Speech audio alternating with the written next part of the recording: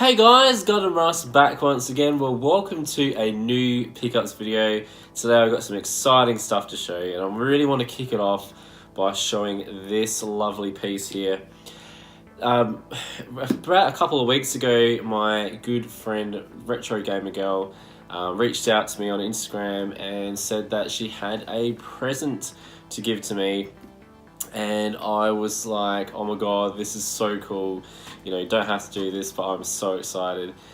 And just the other day, I picked this beautiful piece up, and it is a Japanese Metal Gear Solid 4 collector's edition by the look of it. And I just absolutely adore this artwork on here. And lovely, minty in condition there. Thank you so much, Retro Gamer Girl. Check out her channel on YouTube. She's one of my favorite YouTubers, and check her out on Instagram as well. Such cool content. And her partner as well, Retro Gamer Guy, is awesome as well. And thank you as well for this gift, mate. And it came with this absolutely gorgeous steelbook there. Yeah, it's just lovely. And you open it up and it has a limited edition bonus disc, which I'm not too sure what actually is contained on there. I'll have to have a little bit more of a look into that, but I absolutely love steelbooks, and to get this as a gift, seriously, thank you so much. I'm very happy to have it. I'll definitely treasure it. And it's just another nice Metal Gear Solid game to add to my collection. So I'll definitely be bringing you something as a gift to PAX this year in Melbourne. Next up, I've got two PS3 games to show you. Now, these were highlighted to me from my good friend Victor, one of my best friends. He alerted me that a place called Foodland over here, which is a food supermarket in Australia, had some PS3 games and Xbox 360 titles that were going out for cheap, and said there was, basically said to me there was a space sort of game that was there, so had me intrigued, and I left early one day last week, and I thought, you know what, I'm going to pop in and I'm going to see what they have just in case. And to my surprise, they had two games that I already had in my collection, but I could not pass up on them, and if anyone does want to trade for these, let me know. The first one here was Soul Calibur 5. This one here is such a fun game. I really did enjoy this one. And funny enough as well, guys, it was only $4.50, and I could not let this one go for that price. So very happy to add this one. And this one here is a very interesting title. I've got this in my collection already. Basically, it's just like a very on point to what he was saying. It's like a you know, space futuristic Nazi warfare type of game, and this one's called Iron Sky Invasion. Now, I have, for those who don't know, there is actually a Blu-ray movie this is based on, so I'm definitely going to be purchasing that, and hopefully, I'm not 100% sure if you guys know whether you can watch it in English. I'm not sure. I'm sure there'll be some subtitles anyway, but yeah, this one here is quite a rare PS3 title, Iron Sky Invasion. If you find it for cheap, pick it up. The last copy I got ended up costing me around about $30, so picked this one up for $4.79. It was absolute steal. So cannot thank my friend Victor enough for those two. If anyone would like to trade for these two here, they're both complete. Let me know, I'm happy to do so. The next two games are PS3 again, continuing on with the PS3. And this one here is a very cool title I picked up recently. And this one here is an American version. I don't think this came out in the PAL region. Again, if you know, let me know. But this one here is the PS3 collection, and this is the best of the PlayStation Network. So these are all the games that were originally on just the PlayStation Network, and then they bundled these 4 great games onto the one disc. Now, I'm pretty sure this has a manual, so if anyone out there has a manual that can not give it to me, but if you're happy to sell it or trade for it, I should say, please let me know, and I'll be happy to do so, just to make sure this is complete. But for those wondering at home, what is in this one here? So it says When Vikings Attack. That's on there. Sounds and Shapes. We have Tokyo Jungle, really fun post-apocalyptic game, and don't want to spoil it too much, but that is definitely one you guys need to try and hunt down. I do have that as an individual title on the Japanese PS3 collection titles that I have in my collection. And lastly, we have Fat Princess, which I've heard a lot of good things about, so I'm really looking forward to actually popping this in and giving it a go. But yes, a very nice collection.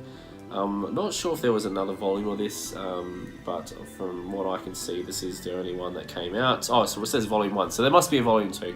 Okay, so I'm going to have to try and track that one down, but yeah, very happy to have that one in the collection. This one here, for you guys that have been watching my channel closely, at the moment I'm trying to hunt down all the Lego games, so I thought it'd be fun. Hopefully each episode we'll be able to see me cross another one off the list, and eventually once I get every single one, then we'll do a special Lego PS3 collector's edition, or collection I should say, to have a look at all the different Lego games within the series that were on PS3.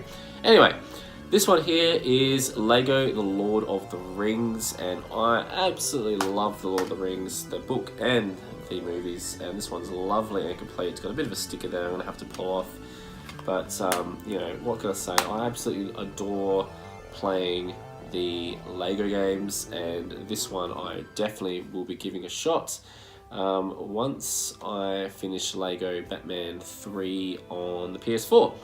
So yeah, very happy to have this one, guys.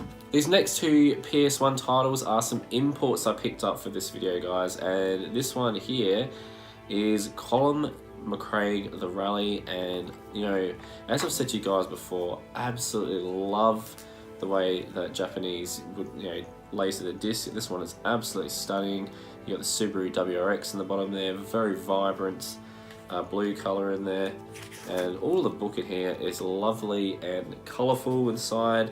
I know a lot of the time with PS1 titles you'd get the color on the outside, and sometimes when they were obviously trying to cut costs, a lot of stuff inside would be black and white, but it's all color in there. They went to no ends to spend lots of money on their title, but this one is just a lovely piece. I'm a huge fan of racing games, so I had to pick this one up, and price wise I got it for $4 on eBay, so huge steal there. Oh my god, guys, this is the one that I have been waiting for a long time for. I'm so happy I have it now, and I was just waiting on a good price, and I finally have the original Crash Bandicoot Japanese version import here, and I just absolutely love the gorgeous graphics on the pictures on here that differ from the original PAL version.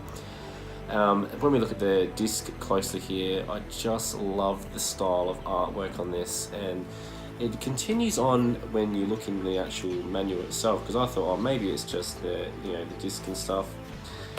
If we take this disc out as well, it's got some really cool, it's got all the characters that are around the actual where the disc lays, and then inside is just lovely pictures upon pictures, and I can tell that Naughty Dog put in a real effort to try and make it look like that cutesy sort of Japanese anime style that would have been real appealing for I guess the young people over in Japan at the time that this came out. So yeah, I just love this, and I love the fact that it's in such minty condition as well. So